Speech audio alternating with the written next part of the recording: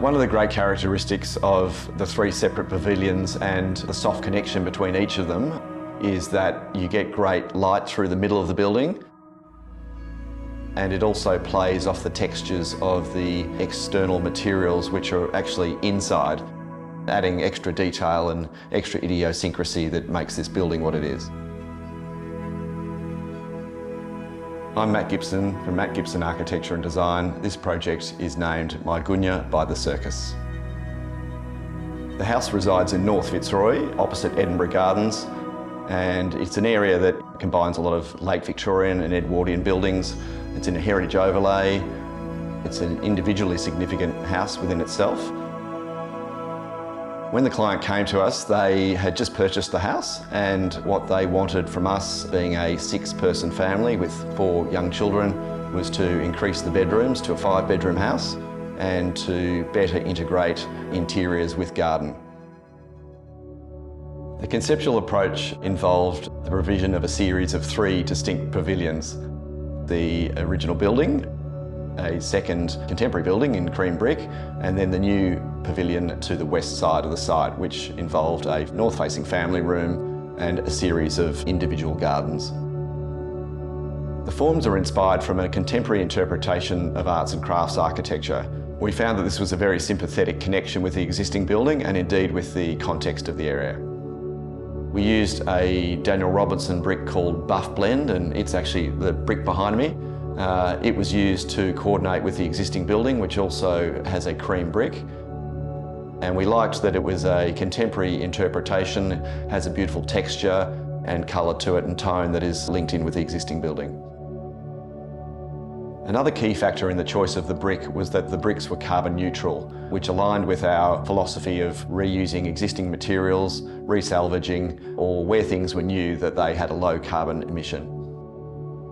We've worked with Brickworks now on a number of projects, and they're always fantastic at providing that extra degree of acumen and detail and assisting in providing something that is perhaps beyond the conventional.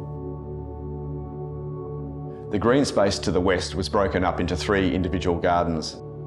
Each garden hedge has an aperture through the middle, and this provides a link between the street and Edinburgh Gardens through to the rear of the house. And vice versa, this provides a level of privacy to the park and to the street, but with a little vignette through to the Edinburgh Gardens. All through the project, wherever there is new intervention, we have looked to interpret ideas from the past, so ideas from the existing building or buildings in the area. For example, in the family room, we have employed a cavity brick system that has a double brick external wall and a double brick internal wall. Externally, it's the browny blue coloured Paloma Romero brick, and internally we have white painted brick. You look through to the Inglenook fireplace, which is a derivation of an old arts and crafts interior fireplace, and you see the brown brick of the external wall. And there is a beautiful shelving system which is done out of folded steel. The shapes of it mimic the shapes of the buildings themselves. There's a large cavity within the roof where we have then laid laths, so again a play on a historic material which provide beautiful height and warmth to the ceiling, which speaks to the way that the materials are put together in a tectonic form, meaning that they express their material and structure in a natural way, artistically composed. The house is zoned into distinct elements. For example, downstairs you have the front 2 rooms, which are a living and formal dining space. This houses a library, which the kids often use as a study space. And then you go upstairs, and the stair itself is located between the buildings. It has a skylight above it, so it's connecting in a light way the old with the new.